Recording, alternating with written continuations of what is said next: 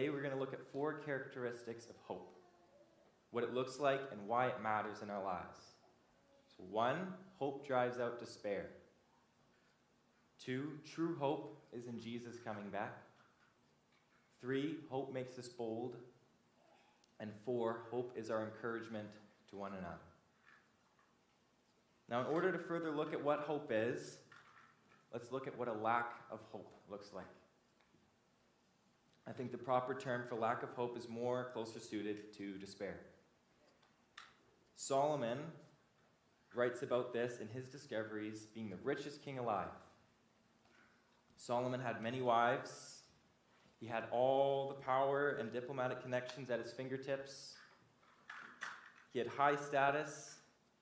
His money and access to luxury was beyond measure, more than anyone else. To us, this seems like the North American dream. Find love, get rich, be comfortable. Yet what does he say in Ecclesiastes 2:20 after it all? So I turned about and gave my heart up to despair over all the toil of my labors under the sun. This despair that he's talking about can only come from there being nothing to push one out of hopelessness.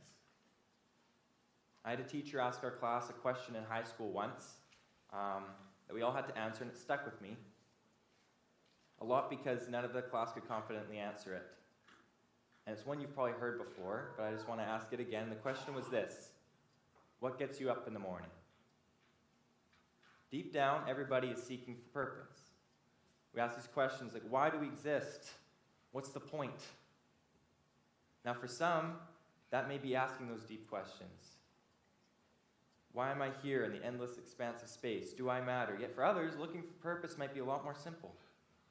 Maybe just seeing that next job that's downtown at the cool restaurant, or getting a new pair of shoes that's going to get everybody's attention, or wanting to be the most riveting storyteller at the family reunions. It could be anything.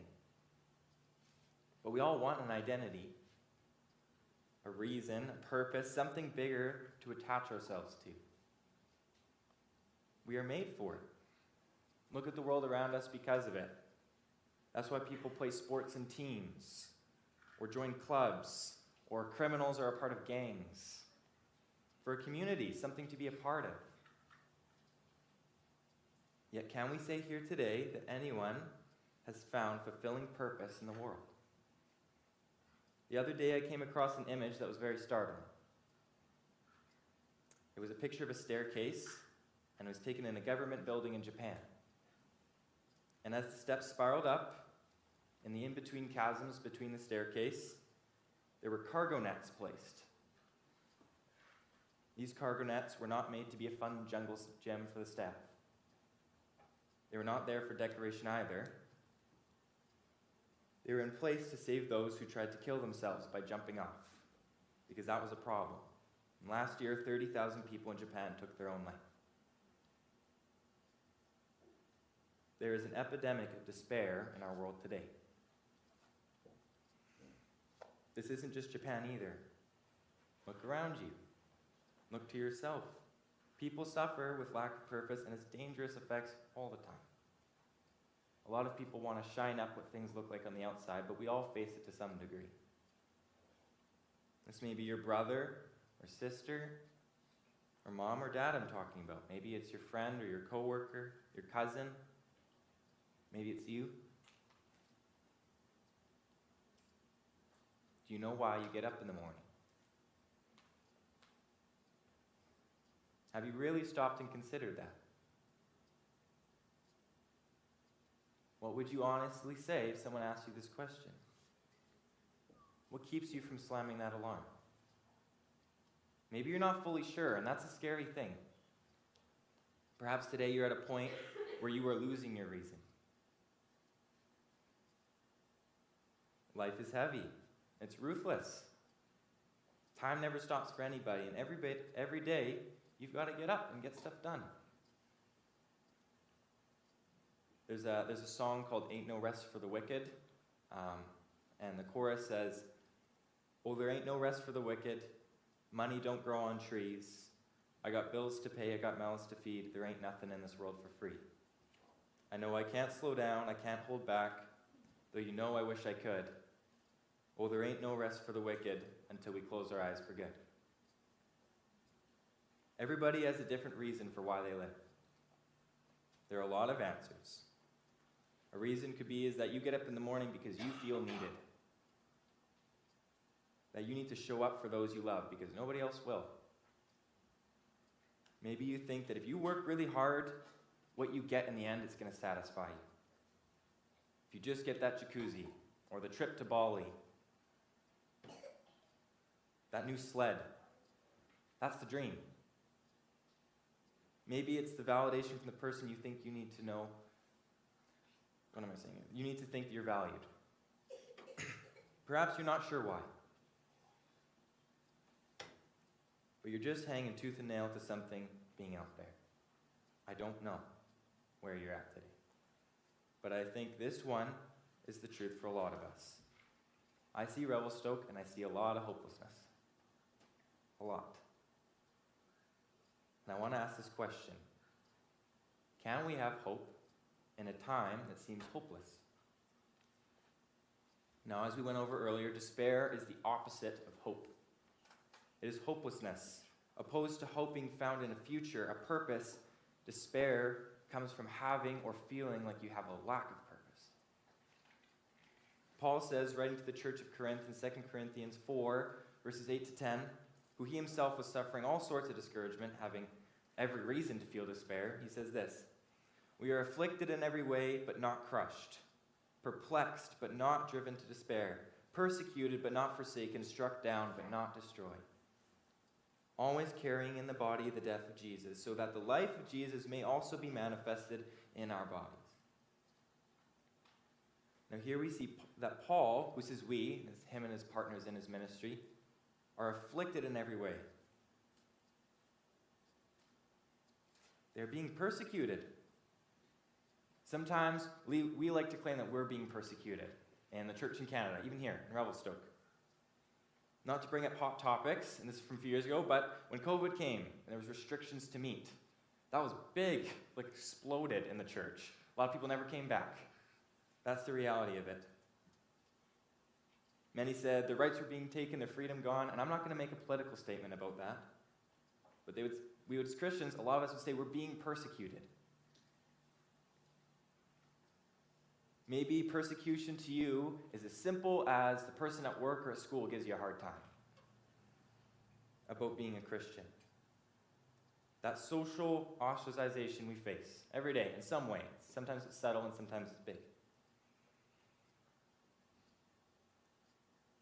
This is one of the most common complaints you'll hear growing up in the church. That society today is so hostile to believers, that it's too hard to share about Jesus. That the way culture is moving with LGBTQ or evolution being taught in schools, the church will react. And that a lot of times we think we have to retreat. Or people will say we must hide away in our comfortable corners, away from this disaster that has happened in our world. I hear this all the time. And I see it happen more often. And for many Christians in Canada in this moment, it seems like the fire in the world is too hot to handle. And now I may rub some of you the wrong way saying this, so please bear with me, but that's it. That's it. That's what we're getting so upset about. We heighten up all the ways we were victimized so much, yet in terms of if we compare ourselves to Paul, we don't face a whole lot of persecution. When you put it into perspective. Here's a list of some of the persecution he faced. Paul was hit by rods, whipped, scorned, mocked publicly, driven out of towns, rejected by councils, yelled at, beaten, imprisoned, and eventually, according to church tradition, he was beheaded. Are you facing the worry of being beheaded, Christian?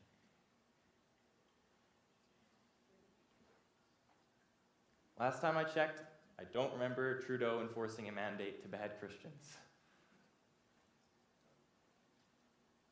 Yet we worry so deeply that we are being wronged and we miss the point. I'm not saying we don't face a hard time being a Christian. I'm not saying that. But we're missing the point. This is our opportunity to cling to and proclaim the hope we have. The hope of Jesus. Like we were singing earlier. Jesus Christ, my living hope. That's the whole mission. Paul says we are afflicted in every way, but not crushed, perplexed, but not driven to despair, persecuted, but not forsaken, struck down, but not destroyed, so that the life of Jesus may be manifested in our bodies. We are reflecting the very punishment he took because he had hope. Jesus did. And he is our hope. Simple as that. It sounds weird to say, but it's a privilege. Paul lived the example of holding on to hope here, and in spite of suffering and persecution, he was not driven to despair. Like we spoke of earlier, despair, and this Greek word that's used is exaporeo. Don't know if I'm pronouncing that right. Is better defined as helpless. That's another way it's used. We are not helpless when we have Christ. He is our help, our aid. For our end destination is not earth. This isn't where it ends. Our be-all, end-all is not being, for example, free as a nation under Trump. That's another big thing happening right now. If you think that if we stay Canadian or we become American, that is where your hope is, you're missing something. And I encourage you not to close your heart, because there's an amazing truth that comes with this message.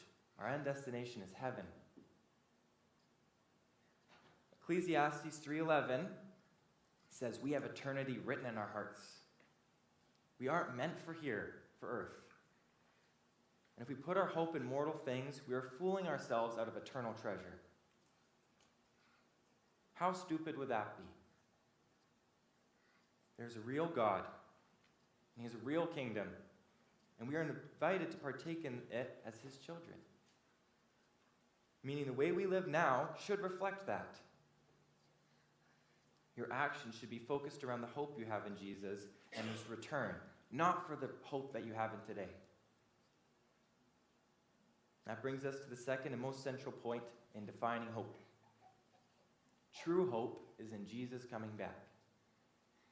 One of the most beautiful passages that describes Jesus' return is Revelation 21, verses 3 to 5. It says this, "And I heard a loud voice from the throne saying, 'Behold, the dwelling place of God is with man. He will dwell with them, and they will be his people. And God himself will be with them as their God. He will wipe away every tear from their eyes, and death shall be no more. Neither shall there be mourning, nor crying, nor pain any more, for the former things have passed away.' And he who was seated on the throne said, 'Behold, I am making all things new.'" Today we will suffer. I'm not up here to sugarcoat things or tell you a fluffy, easy to talk about gospel. You're going to hurt. You're going to be made fun of for loving Jesus if you're brave enough to show that you know him. The world is going to kick you a lot while you're down, but we know that one day, despite all of this wrong today, we will meet Jesus in the end. He will wipe every tear from our eyes. Whatever you're going through, that's hope. How beautiful is that is the belief that someone who trusts in Christ holds. That is our hope. Living on earth before we reach the end is kind of like being in a waiting room. Everyone is sitting in this waiting room, whether they think they are or not. And there's this sense of anticipation. Whether you believe in Allah, Buddha, Jesus, a different worldview, nothing at all, we're all waiting for that day when we close our eyes for the last time. And there are different kinds of experiences in a waiting room. Some are anticipating in dread. It's like being on death row. Those waiting for something bad, they're terrified of what's going to happen. There's this impending doom that's before them. They're sweating. They feel a dropping sense in their stomach. Whatever they will face will not be good. I'm just thinking even right now, like another example of that, if you got in trouble in school and you're waiting to meet the principal, you know you did something bad and you're about to face something bad, and you're just sitting with it. Completely opposite to this, there's the waiting for something exciting. This would look like a line for a ride at an amusement park. Like those massive lines at Disneyland. People waiting believe that they will get what they will get, it's going to be good. They desire it, but discouragement and fatigue hit them on their way. They wonder if maybe the park will close as they wait. Or they see others enjoying the rides across the park while they stand. There's a sense of both jitters for the fun to come and frustration that it isn't there yet. Maybe that's you as a believer, but I think that most of us sound more, or a lot of people in this world anyway, sound like this third one, and it's those waiting in wonder. They don't know what will face them. An example of this is waiting for test results at the hospital. Or sitting in a room waiting to get called to audition for a play. This is equally terrifying and nerve-wracking as waiting in dread. Because on one hand, they might receive the most relief in their entire lives. It wasn't something bad, something good that they're waiting for. It's good news. But on the other, they might have their lives changed for the dramatically worse. They just don't know what faces them. Ray Ortlund made a statement about people's hopes when they do not hope in God, and he says this: I think it was G.K. Chesterton who said, when people stop believing in God, they don't believe in nothing, they believe in anything. That's true. When fearful people lose their sense of God, what do? They join together to construct their own meanings, their own myths, and the artificiality of it all is the world's guilty secret. End quote. When you are a Christian, your hope does not come and go with the times. It does not jump from instant to instant and change with your circumstances. It is always the same. Oftentimes as Christians, we mistake our doubts with our hope. We blend them together. And when it is hard to believe that God's promises stay, when we doubt Jesus' return really being real, or his saving work actually complete, or his existence itself being true, but our doubts do not change his promises. We're just missing out on truth. If you are with a hunter in the woods, and they're dressed in all camouflage, they're blending in with the trees, and you look at them from a few meters off in the bush, it may seem like they're not even there. But that doesn't mean that they're not actually there. The hunter is very well sitting off in the bush. You just can't see them because your eyes can't tell the difference. Our inability does not qualify truth. God sets the standard for truth. His promises stay the same whether we can see that in the moment or not. And you've got to hold to that, and that's hard. Everyone believes in something. The question is, do you believe in the same promise or anything that seems like it will fit the bill for the time? I just had reading week at college a couple of weeks ago, and I was at home, and the first day I was there, I took a nap, being fairly tired, and trying to catch up on some rest, and in my sleep, I had a dream. In my dream, things were fairly normal.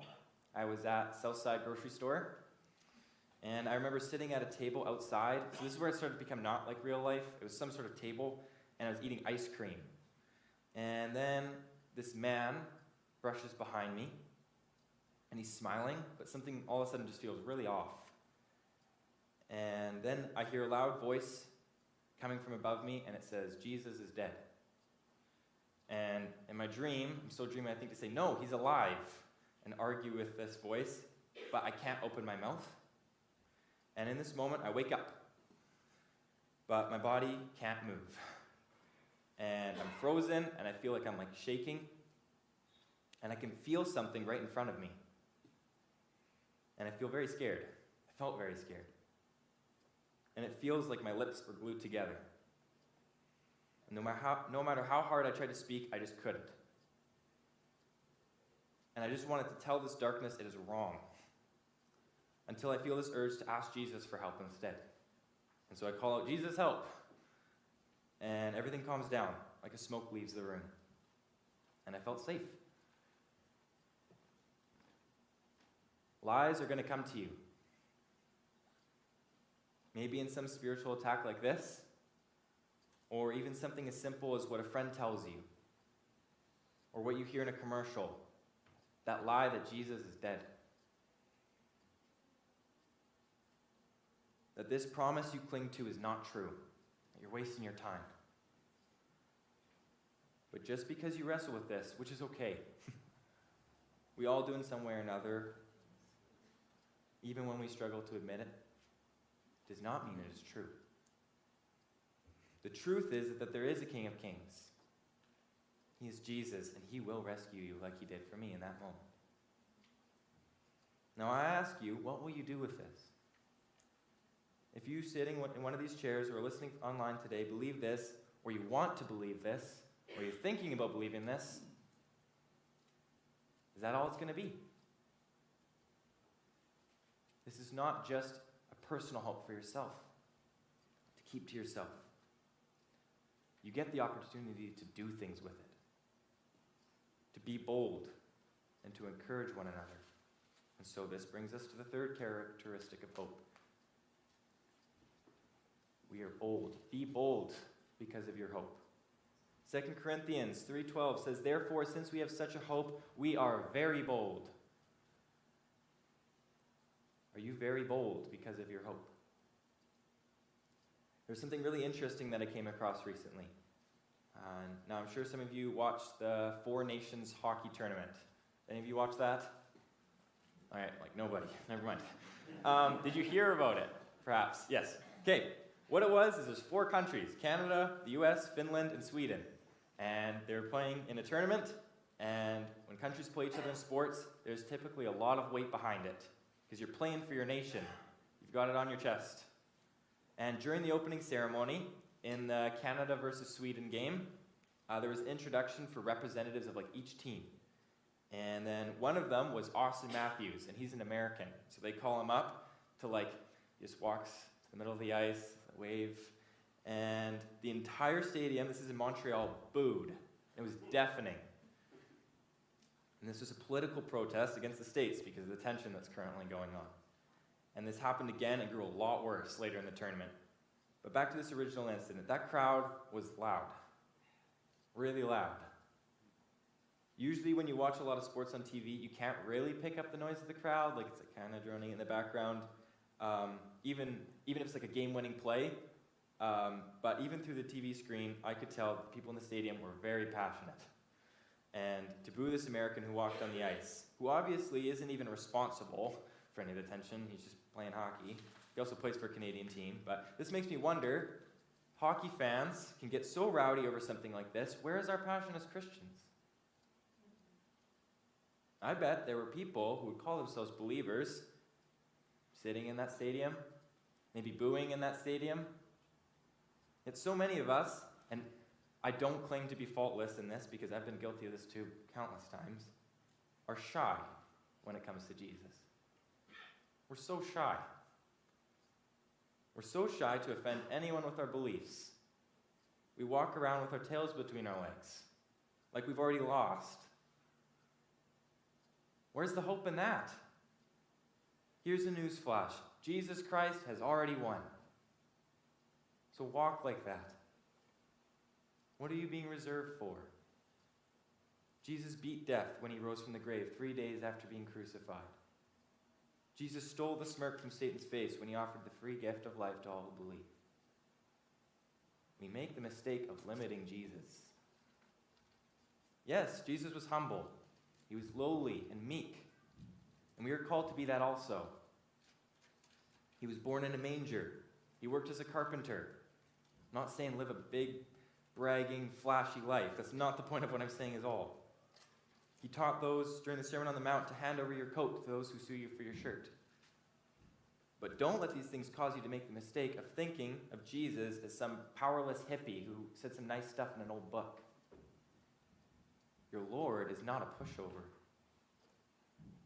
That's your hope.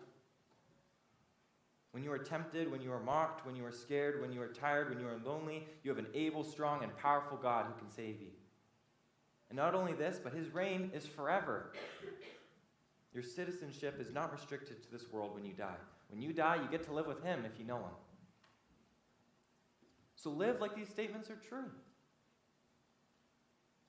Sometimes we act to people who don't know Jesus or just in our life like Jesus is dead. Don't value temporary situations over eternal reality. If you really think about it, that you have a hope in heaven because of a powerful and living God, why would you ever be too embarrassed to talk to someone about what you believe? Because you might get made fun of? Because it'll be awkward? May I go a step further and say because you don't want that person to not look at you the same? That's pride getting in your way. If you let that stop you, I urge you to give up whatever it is that's holding you back to God in prayer. He'll change that in your heart. Now, we must be careful with this. I'm not suggesting to take what I'm saying, go overly gung-ho street preacher mode, and just have a megaphone on the street and say, you're all going to hell. Because we can see very clearly in Scripture that in Jesus' ministry, that there's a wise way to go about bringing the gospel and not to throw your pearls before swine. But please don't swing to the other opposite and then hide, because that's worse. That's rejecting the Great Commission to go make disciples of all nations. The Bible is very clear that the Christian walk is about action. And the church here in North America has become very comfortable. We're complacent in our walks. We hide in our comfortable circles. We listen to the same Christian music. We go to the same safe Christian conferences. We hide our kids from bad influences. We go to church and drive right home, leaving to ask our neighbor to come to church with us for another day, and then we die. Is that how you want to live your life? What are you going to have to show for when you meet God when it's all said and done? You don't want to have walked past your neighbor every day and have said nothing. Now please, don't miss my point and think that listening to Christian music or going to Christian conferences are bad. That's not what I'm saying. They're really good. It's a good way to encourage each other in our faith. But what I'm trying to make clear is that it would be a tragedy to brush shoulders with people who don't know Jesus every day, and they would have never known that you believed.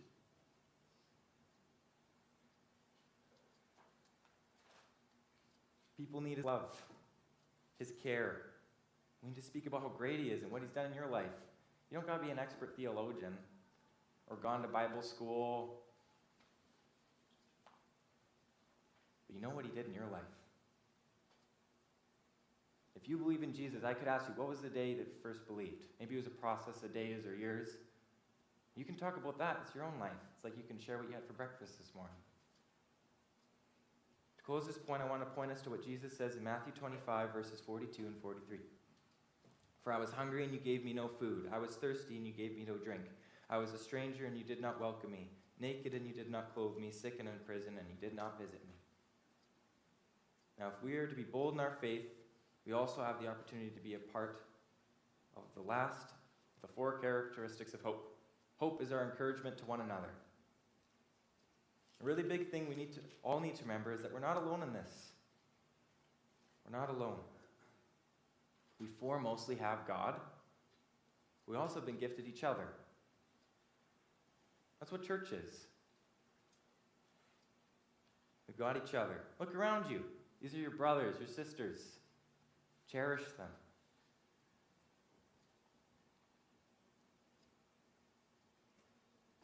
This is a side note and not something I wrote down, but I was even thinking this morning, I've taken a lot of you guys for granted, and I appreciate you. And knowing the truth of what Jesus has done for us and what he will eventually do, we get to be walking reminders of that to our fellow believers. Walking reminders of hope. Life gets hard. We all know that. And I recognize a lot of you know that way more than I do. People in this room have suffered. You've suffered heartbreak, loss, hurt from those close to you, hurt from those you barely know, tragedy, accidents, unfairness. We wrestle with this reality, and that although this event of being with Jesus in a place of no more pain and perfection and beauty is going to come, we're swimming in mud right now. We're We're swimming in mud. It's hard to see. But we have a promise that if we keep going and push through the mud, it's going to break through and there's going to be paradise. That's why we remind each other of hope. Those swimming beside us, that's your fellow Christians. Romans 5, verses 2 to 5 says this. Through him we have also obtained access by faith into this grace in which we stand, and we rejoice in hope of the glory of God. Not only that, but we rejoice in our sufferings, knowing that suffering produces endurance, and endurance produces character, and character produces hope.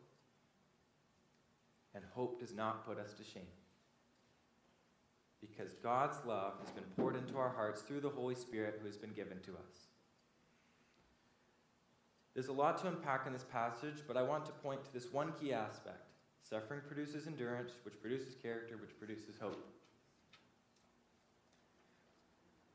There is a reason that we need to cling on to hope.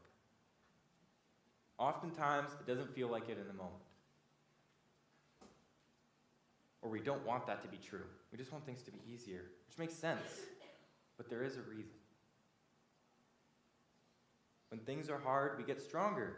We endure, and this is to benefit us. My mom shared with me an idea that stuck with me, and so even though she's not here today, credit to her.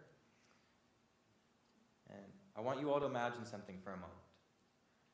Think of a time where you got better at something. It could be anything. A time you grew or improved, whatever that looks like for you. Perhaps you cook, and this is a time you learned a new recipe. Or maybe you're a skier, and you nailed down a new trick at the park. Now I want to ask you something. Was this time easy or difficult? Did you feel comfortable or did you struggle? Did you do everything right or were there some mistakes involved? I feel confident to assume that this was a harder instance in some way or another. Take something as simple as weightlifting. Your muscles don't grow unless they break. You feel pressure, a bit of pain even, when you're lifting a heavier weight, and when you do that, your muscles grow. This is just like our spiritual lives. When we endure, we come out of it with character, and this character comes with hope. This is what we need to point to each other. Remind others of hope. Encourage. Uplift those in times of need. When your brother or sister is hurting, go to this truth. That this is not our end. That although it feels muddy right now, Jesus is waiting for us when we break through out of it. This sort of encouragement is unique to those who have hope in Jesus, because no other belief system, religion, or group has this consistent truth. The prophet Isaiah talks about the coming of God's judgment on the world and how those who do not know him will have their hope in idols. In chapter 41, verses 6 to 7 says this. They approach and come forward. This is describing those who worship idols, people who don't know God. They help each other. And they say to their companions, be strong. The metal worker, he encourages the goldsmith. And the one who smooths the hammer spurs on the one who strikes the anvil. One says of the welding, it is good. And the other nails down the idol so it will not topple.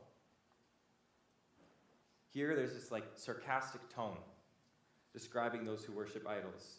The metal worker and the goldsmith are trying any effort to encourage each other.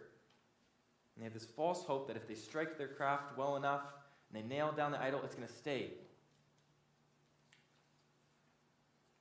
Say to each other, it is good. When you look at it this way, it seems so silly.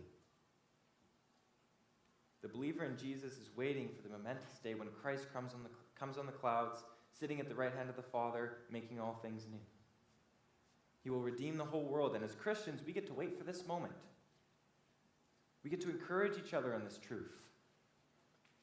When life is beating us down, we get to remind each other, don't worry, he's coming back. Whereas those who don't know him, what do they have? They're desperate and holding on to fleeting things. Those who do not know Jesus' comfort and encouragement are in idols, in temporary things. Now, does idols for us today mean a metal structure for a pagan god? Maybe, but probably not. It could be work, food, money, sex, power, identity, and the list goes on. It doesn't mean that all things that people try to encourage each other with are bad. Like our vacation's bad, let's look forward to it. We're going to have 2 weeks in the summer. It's not bad in itself. I'm not saying that. Is waiting for the warmth of the summer bad in itself? We encourage each other with that all the time, especially in Revelstoke. You got to shovel your driveway every day. Are gifts on Christmas morning bad? No. But if that's our hope, if that's it, we're like the goldsmith and the metal worker, desperately holding on to an inanimate object, trying to keep it up and sturdy with a hammer of nails. It's going to fall. Christmas is done. But we as Christians have a hope that does not fade. An eternal promise, something that is consistent and true. The Son of Man, the living God, that is our hope. That you, who were dead in your trespasses and the uncircumcision of your flesh, God made alive together with him, having forgiven us all our trespasses by canceling the record of debt that stood against us with its legal demands. This he set aside, nailing it to the cross. That's Colossians 2:13-14. That's our hope that we get to hold on to. To close this message this morning, I felt God put on my heart to share a story of a moment where I experienced this encouragement of hope. And this is a hard thing to say, and something extra hard to say when I'm standing up on a pulpit and preaching to a church of people. But I've had lots of struggles with my faith and with believing. I'm skeptical, and I like things to be tangible and visible and easy to measure, and believing in God just really isn't like that. So I've had my fair share of doubts. And not long ago, I was having a rough patch where I was just wrestling with this idea that I can't be for sure that God's really there. And this idea that kept swimming in my mind was that when I look, and in particular, this was one instance on a certain evening, I looked at this couch across from me, and I didn't know if God was right there sitting across from me or not. I just didn't know. I can't see him. And this question plagued me for a bit. And one random afternoon, I was walking to the library to go print off an assignment I had to hand in, and I came across this car, and it's idling, facing the water tower on the campus. And there's this older, gruff-looking guy sitting there, and it looks like he was trying to make out the words on the sign of the water tower, because there's this tree blocking his view. I don't know, it was a really random situation. I don't know if I'm making it make sense. But the sign read a cheeky sort of verse to put on a water tower, John 4:13. Whoever drinks the water that I will give him will never be thirsty again. And occasionally, you get like sketchy figures who come on campus, and my immediate thought was, oh boy, I wonder how I have to deal with this guy. And this feeling only grew when the guy greeted me by saying, I am John McCrease, son of John Angus McCrease, minister at Northwest Baptist. Usually, most of my run-ins with people who had a questionable intention starts with some sort of story, and then they want to get something. And so I was kind of on alert, and I made a lot of just prejudgments about him, which was wrong. But as I listened, I realized this guy didn't want anything from me. He didn't want to pull any tricks, and he just began to share with me a lot of things, and I found myself quite interested. He didn't sound frantic or scattered, and he just sounded calm and sincere. He shared with me that his dad had passed away recently, and followed by his brother only a few days ago when he was talking to me. And that the reason he's sitting in his car in the middle of Sunnybury Bible Camp is that his parents used to work here a long time ago, and he was just remembering places his dad had been. Not to mention he owned a little property just down the road, and it turns out he was actually on his way to the service for his dad and his brother in Kelowna. He wasn't trying to get something off of me. He was just remembering his dad who was gone now. And this guy, he talked for quite a while. And I would ask him little questions here and there, and I was intrigued. He went through large chunks of his life, his experiences with family and faith. He even told me how he got to know Jesus, a lot of different churches he went to.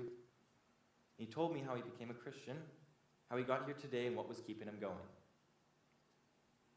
I realized pretty quick that he was lonely, and he had no one else to talk to process the death of these two people so close to him.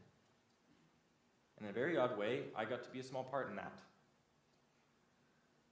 And then suddenly he stopped himself from rambling, and he looked at me right in the eye, and he asked me about myself.